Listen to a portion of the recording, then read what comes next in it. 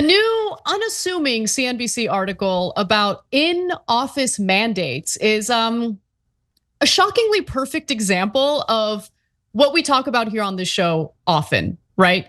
A bias in journalism and a lack of media literacy, which we're trying to help with by uncovering stories like this.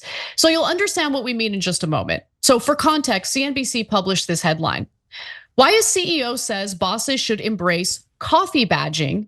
Quote, I don't hire people to watch them work. So look, understandably, that headline caught my attention because I love that attitude. Like, that is a good boss, that is a good employer, someone who isn't like lording over you and like breathing down your neck, right? That's good. That's like a better work environment. So it caught my attention, I click on it.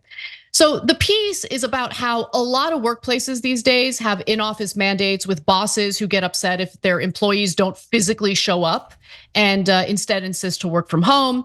But the CEO that CNBC cites, his name is Frank Weishaupt. Weishaupt. He says that he's totally cool with something called coffee badging. Okay, coffee badging refers to the practice of swiping your badge into your office building, hanging around long enough to drink a morning coffee and chat with your colleagues, and going right back home to get work done. At workplaces with strict office mandates, it's seen as a way to get credit for being in the office while still enjoying the benefits of remote work. The strategy should be acceptable to bosses everywhere, says Weishaupt, who has more than 20 years of executive experience at small startups and large companies like Yahoo. If someone will benefit from the office's social interactions before needing isolation to be productive, let them do that. And then he proceeds to say, quote, we hire people to do a job. I don't hire people to watch them work. I do love the in-office participation when we get it, but I want it to be organic. And then finally, he says, the office has a role, but mandating that you must come into the office on this day at this time and leaving no earlier than this time, that is a dead concept. Monitoring employees' activities is a really slippery slope where you're going to lose trust. Okay, I agree with everything he said. Everything he said was accurate. Now, it's also true that everything he says should be considered deeply irrelevant to the reporter who penned this piece. Why do I say that? Well, let's go to the next graphic, because Frank Weishaupt, CEO of Boston-based video conferencing equipment maker Owl Labs.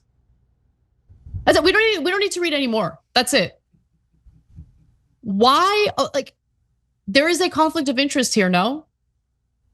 He's the CEO of a video conferencing company. He wants people to work from home. So why do we give a damn what he thinks about remote work? He stands to profit off of remote work. So since there's a conflict of interest, am I crazy for thinking this, Cenk? I mean, I just feel like this is literally journalism 101. This is like the first thing you learn in journalism school. If there is a conflict of interest with the source, you don't use the source. Like, look, there's even some chance it's an ad of some sort. I hope not, but that's so brazen. And it's like the CEO of GM says, these electric cars are terrible and you shouldn't bike anywhere, and you definitely don't walk and don't go sailing. Yeah, I know he wants you to use the cars. I get it. I mean, at a bare minimum, you have to note that the guy is in the business of making sure that you can work from home at a bare minimum, but probably find someone else for the quote. But I mean, this kind of stuff happens all the time. And we've covered much worse instances of it. NBC having defense contractors on their air that are former generals, but currently selling specific equipment. And the most famous example is when they had General McCaffrey on, and he's saying, what we really need in Iraq is the Abrams tank. That'll solve it. You're gonna be surprised to find out he was working for a defense contractor that sells the Abrams tank. So I mean, this is mainstream media 101, and it ain't got nothing to do with journalism. Like, what's next? Landlords for commercial buildings and office buildings weighing in on the matter? We believe that it makes a lot more sense for workers to go into the office and show their employers that they are serious about the jobs they're doing. But you're a landlord, right? Like you wouldn't interview a landlord of an office building on a story like this, except maybe you would. Maybe CNBC would. It's so absurd. And look, you just do a quick Google search and you'll find results like this. Owl Labs leading the way in smart video conferencing.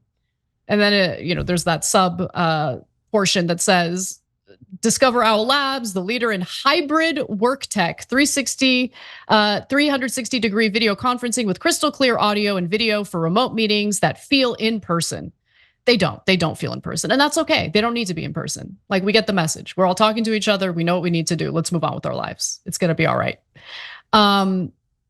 And they do include some advice to any bosses feeling unsure about office mandates. Trust your gut and do what's right for your particular workplace.